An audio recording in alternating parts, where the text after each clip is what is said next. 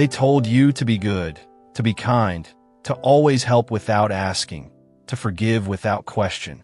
And you believed them. You thought goodness would shield you, bring peace, and that the world would notice your heart, reward your compassion, and protect your soul. But here you are, exhausted, used, and invisible. Your kindness was never your protection.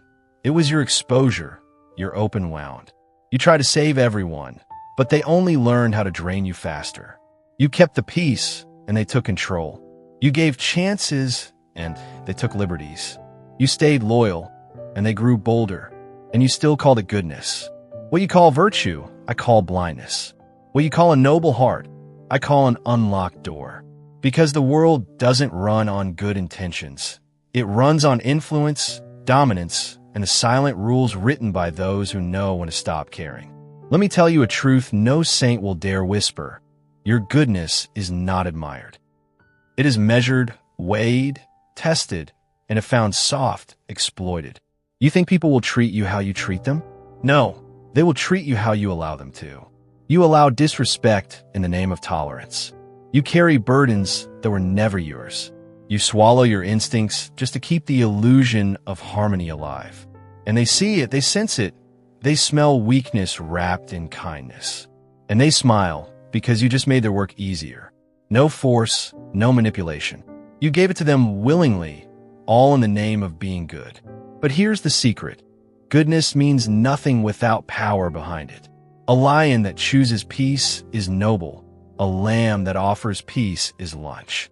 You want to help others? Help yourself first. Fortify your mind. Discipline your compassion.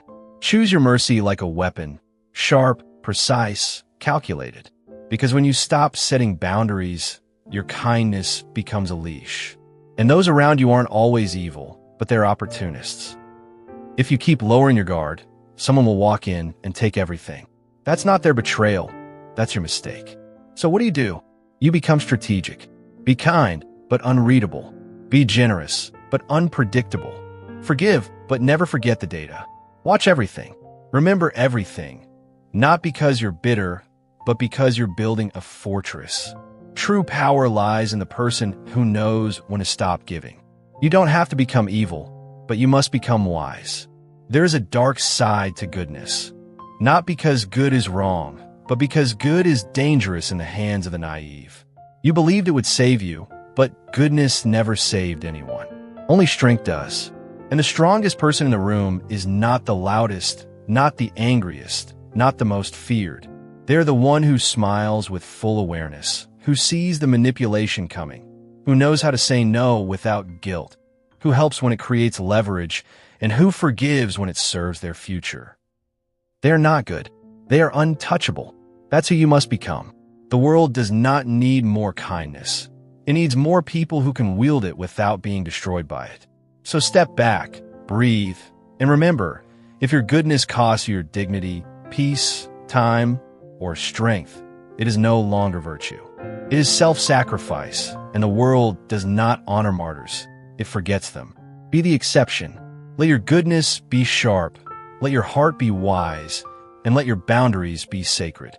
And when they finally realize you're no longer soft, no longer predictable, they won't call you good anymore. They'll call you something far more dangerous, respected. You think predators growl before they strike? You think evil looks obvious with fangs, claws, and snarls? No, the most dangerous ones smile. They sit beside you. They praise you. They call you kind. They call you pure. And while you're busy feeling noble, they're busy calculating your tolerance. They test how much you'll bend. They watch how quickly you forgive. They learn the rhythm of your silence, because silence from a good person is the green light for the wicked. You've mistaken danger for drama and peace for safety. Let me tell you a brutal truth. The worst betrayals do not come from the wicked. They come from those who watched your goodness and used it against you. You think you're making the world better?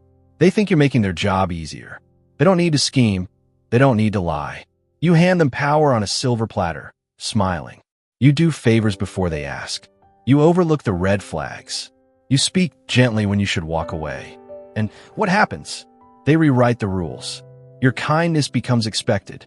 Your forgiveness becomes permission. You become their emotional servant. And here's the tragedy. They don't even think they're using you. To them, this is normal. You gave them that reality. They think, he always helps. He always stays. He never retaliates. They don't see your goodness. They see your pattern, and all patterns are meant to be exploited. So I ask you, what is your goodness really costing you? Your time, your energy, your sanity? Worse, your identity? You've wrapped yourself in virtue for so long, you can't even feel the blade they've slipped between your ribs. But don't worry. I won't tell you to stop being good. I'll tell you to start being ruthless with your goodness. There is no strength in being endlessly available. There is no virtue in self-abuse. True power is not in giving. It's in choosing who is even worth giving to. Stop offering your time to people who drain it. Stop explaining yourself to people committed to misunderstanding you. Stop throwing your loyalty into black holes. You are not made to be everyone's cure. You are made to be your own king. You want peace. Secure power first. You want respect? Stop offering your heart like it's free. You want loyalty? Test theirs before giving yours. Because if you don't vet people, you will serve your enemies with a smile, and they will never feel guilty. Why should they? You never said no. You never pushed back. You never held the line. You were so focused on being good, you forgot to be smart. So here is the shift. Be kind, but make them earn it. Be generous, but calculate the return. Be warm, but carry fire in your eyes. Forgive, but never forget the blueprint of betrayal. Let your goodness become a weapon, not a weakness. Let it serve your rise, not your ruin. And when they finally realize you're not the person they used to manipulate, that your smile is now laced with strategy, they will hesitate. They will say you've changed. Good. That means you're no longer predictable. That means your kindness is no longer free. That means you're becoming what this world actually respects. Not a saint, not a savior, not a sacrifice, but a ruler. And rulers don't bleed for the unworthy. Mercy, the crown jewel of the virtuous, is said to be what separates man from beast. But let me tell you something darker. Mercy, when given to the undeserving, is not a gift. It is a loaded weapon. And guess what? You're the one holding the barrel to your own head. Every time you say, "It's okay, I understand," to someone who knew exactly what they were doing, you just reinforce the cycle. They didn't learn a lesson. They learned your limit. They learned that your boundaries are fake, that you'll sacrifice your dignity to keep the peace. Let me ask you, how many times have you excused someone's manipulation just because you didn't want to seem mean? How many times have you forgiven too quickly, hoping it would heal something? That is not mercy. That is naivety. Mercy without judgment is suicide in slow motion. I've seen empires fall, not because they lack power, but because they extended kindness to the wrong hands. An enemy who fears your wrath will think twice. But an enemy who counts on your mercy will sink his knife deeper with each apology. Don't you see? These people aren't evil in the way you imagine. Horns, fire, and rage. They're subtle. They're polite. They apologize with tears. But their actions don't change because they don't fear losing you. You've made yourself too accessible, too forgiving, too soft, all in the name of goodness. You're bleeding integrity, trying to look noble. Here's the truth they never told you. Your mercy must be rare. Your approval must be expensive. Your love must be earned. If not, it loses value. Mercy is not a universal offering. It's a strategic tool. It's what you give when someone has proven remorse through action, not words. It's what you offer after power has been asserted, not before. Because if you show mercy without dominance, they interpret it as weakness, and weakness invites predators. In politics, in power, in life. If you cannot punish, you cannot protect. And if you cannot protect, you will be devoured. You were taught that mercy makes you a good person. I say mercy without limits makes you prey. So let me be clear. If someone lies to you once, expose it. If they betray your trust, withdraw completely. If they take your time for granted, revoke access. You must be the one who decides when mercy is granted. Not guilt, not pressure, not their sob stories, and certainly not your fear of being judged. You must learn to love with clarity, not blindness. To forgive with precision, not habit. This is not cruelty. This is survival. In fact, it's justice. Because when you let a snake bite you and keep feeding it, you are no longer a victim. You are a volunteer. Mercy is beautiful when used correctly, but when overused, it becomes poison.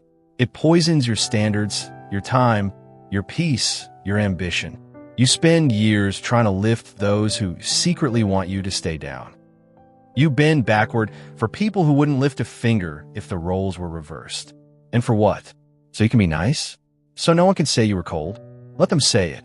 Let them call you cold. Let them fear your silence. Let them question if you're the same soft soul they used to manipulate. Because now you're not. You've studied the game. You've learned that being good isn't enough. You must be strategic. And strategy requires selective mercy. So from now on, remember this. Mercy is not your default. Mercy is your weapon. And only the wise know when to draw it and when to sheath it. Stop giving what isn't earned. Stop excusing what's unacceptable. Stop calling cowardice kindness. You are not here to be endlessly forgiving. You are here to build something powerful. And that starts with self-respect. Because when you stop letting the wrong people enjoy your mercy, you stop being a target and start being a force. Let me tell you a cruel truth. The kind ones are the easiest to manipulate.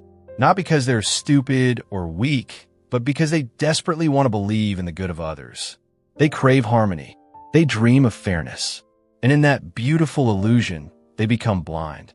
They give chances to people who see them as opportunities. They explain away red flags until the room is dripping in blood. They think, if I keep being good, they'll eventually change. But that's not how the world works. The world doesn't run on goodness. It runs on leverage, power, and perception. And here's the twist that stings. The more good you appear, the more dangerous you become to yourself. Because people will test you, not to admire your patience, but to find your threshold. Not to thank your kindness, but to see how much they can take. You say yes out of compassion. They hear, I can ask for more. You forgive out of principle. They register, there are no consequences. You stay loyal out of heart. They think, he won't walk away no matter what I do. And that's where the downfall begins. The soft-hearted often find themselves surrounded by the hard-hearted. The generous are circled by the greedy. The honest attract the cunning, because goodness without awareness is an invitation for predators. They won't hurt you all at once. No, that would reveal the game. They'll test your patience, exploit your empathy, and bleed you slowly, always under the mask of friendship, family, love, or I need you. They'll say you're overreacting, that you're too sensitive, that you misunderstood. And like a true believer in goodness, you'll start to doubt yourself before you doubt them. This is how manipulation works. It doesn't need to overpower you. It just needs you to doubt your instincts. And kind people, they always want to give others the benefit of the doubt. Let me say this plainly. The benefit of the doubt is the currency of the manipulator. It buys them time. It lets them reframe their lies. It keeps them in your life while they chip away at your spirit. And you keep hoping your goodness will win them over. But you're not in a war of morality. You are in a war of strategy. Your kindness is admirable, yes, but in a ruthless world, it is also a vulnerability unless it's guarded by strength. You must become dangerous, not cruel, not unjust, but capable of ending the game the moment it turns against you. Let your kindness be a choice, not a habit. Let your compassion be earned, not exploited. Let your heart be gold, but your spine be steel. You must learn to identify leeches. Not everyone deserves your empathy. Some people deserve distance. Others deserve silence. And a few deserve to see the door close without explanation. Because nothing confuses a manipulator more than a kind person who knows their limits. You do not owe loyalty to those who use you. You do not owe understanding to those who play you. And you do not owe endless kindness to those who offer you nothing but chaos. The dark side of goodness is not just being hurt. It's allowing yourself to be hurt repeatedly because you believe you must. No, you must protect yourself first. Because if you fall, there is no goodness left to offer anyone. From now on, let your goodness come with a warning. This heart is kind, but not foolish. This love is deep, but not blind. This soul is generous, but not yours to drain. When you master that balance, you become untouchable. The world stops playing with you. The manipulators stop circling. The opportunists vanish. Why? Because your kindness no longer comes cheap. Because you've made it clear, you're good, not gullible. That is the kind of good the world respects. That is the kind of good that lasts. Let me end this with the most uncomfortable truth of all. Goodness without boundaries doesn't just invite evil, it breeds it. You want to see where evil grows fastest? Not in war zones, not in prisons, not in darkness. It grows in the soft corners of unchecked kindness. In families, in friendships, in lovers, where one side gives endlessly and the other learns to take without shame. Evil doesn't enter with a roar. It creeps in through open doors left unlocked by understanding. It thrives in the silence of those who don't want to offend. It flourishes in the kindness of those who would rather suffer than set a line. Let me ask you, how many monsters were created not by cruelty, but by tolerance? How many manipulators were born because no one ever said enough? How many abusers were empowered because the kind ones forgave too easily? How many liars perfected their craft because truth lovers gave them endless second chances? Every tyrant begins as someone who tested a boundary and met none. That's the dark side no one wants to face. Your silence can be someone else's permission. Your mercy can be someone else's weapon. Your endless yes can build the confidence of the wrong person to destroy everything. You think you're being noble? You think you're being good? But in your quiet suffering, you're building a monster brick by brick. And when the destruction comes, you will say, I didn't see it coming. But you did. You just chose to hope instead of act. Let me tell you what true goodness is. It's not blind. It's not soft. And it is not a mat for dirty feet. True goodness is intelligent. It knows when to walk away. It knows when to cut ties. It knows when to stop giving to protect itself. Because when you don't protect your goodness, you contaminate it. What was once noble becomes naive.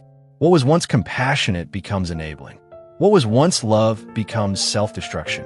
You must learn to be fierce in your mercy, selective in your forgiveness, strategic in your support. You must understand this. Evil doesn't just hurt the good.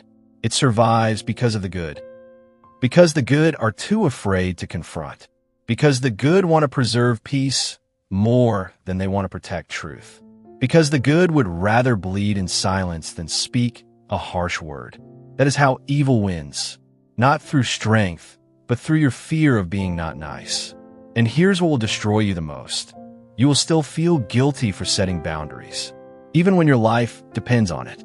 Even when they lie, steal, hurt, or betray, you'll feel bad for saying no. But you must say it anyway, because your guilt is a weapon they count on. Because your overthinking is the cage you build for yourself. The world will not applaud you for burning yourself to keep others warm.